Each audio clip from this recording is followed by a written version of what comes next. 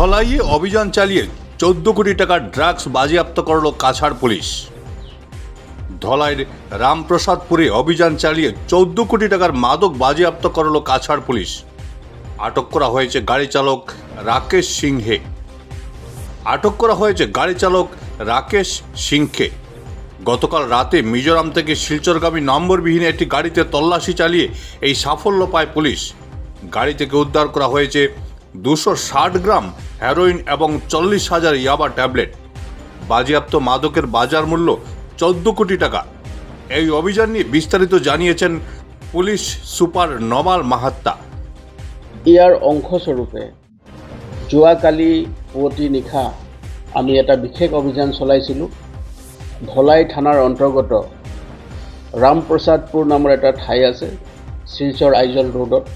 সেই তাতে আমি এটা অভিযান চলাইছিলোঁ আৰু এই অভিযান কালত আমি এটা নম্বৰবিহীন গাড়ী মাৰুতি ৱাগনাৰ গাড়ী আমি ইণ্টাৰচেপ্ট ধৰিছিলোঁ আৰু সেই গাড়ীখন ধৰাৰ পিছত তাত আমি খান তালাচী চলাওঁ আৰু খান তালাচী চলাওঁতে আমি সেই গাড়ীখনৰ পৰা 40,000 ইয়াবা টেবলেট আৰু 260 গ্ৰাম হিৰ'ইন জব্দ কৰিবলৈ সক্ষম হৈছোঁ।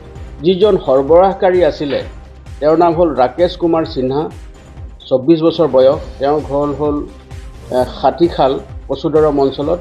তেওঁকো আমি ইতিমধ্যে আমি গ্ৰেপ্তাৰ কৰিছোঁ আৰু পৰৱৰ্তী কালত আমাৰ এই তাৰ লগত সম্পৰ্কিত থকা আপৱাৰ্ড লিংকেজেছ আৰু ফৰৱাৰ্ড লিংকেজেছ যি আছে আৰু বেকৱাৰ্ড লিংকেজেছ আছে তাৰ কাৰণে আমি কাম কৰি আছোঁ।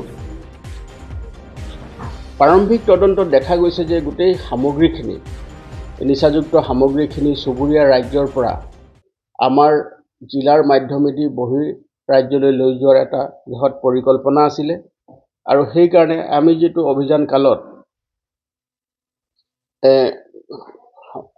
গোটেই সামগ্ৰীখিনি আমি জব্দ কৰিবলৈ সক্ষম হ'লোঁ। আৰু যেতিয়া আমি এই অভিযানটো চলাইছিলোঁ তেতিয়া দেখা গৈছে যে বিশেষভাৱে নিৰ্মিত চেম্বাৰ, গাড়ীখনত বিশেষভাৱে নিৰ্মিত এটা চেম্বাৰত এই সামগ্ৰীখিনি লুকুৱাই আনিছিলে আৰু বহুবাৰ খান তালাচী চলোৱা গাড়ীখনত কাটাৰ পিছত আমি সেই সামগ্ৰীখিনি জব্দ কৰিবলৈ সক্ষম হ'লোঁ।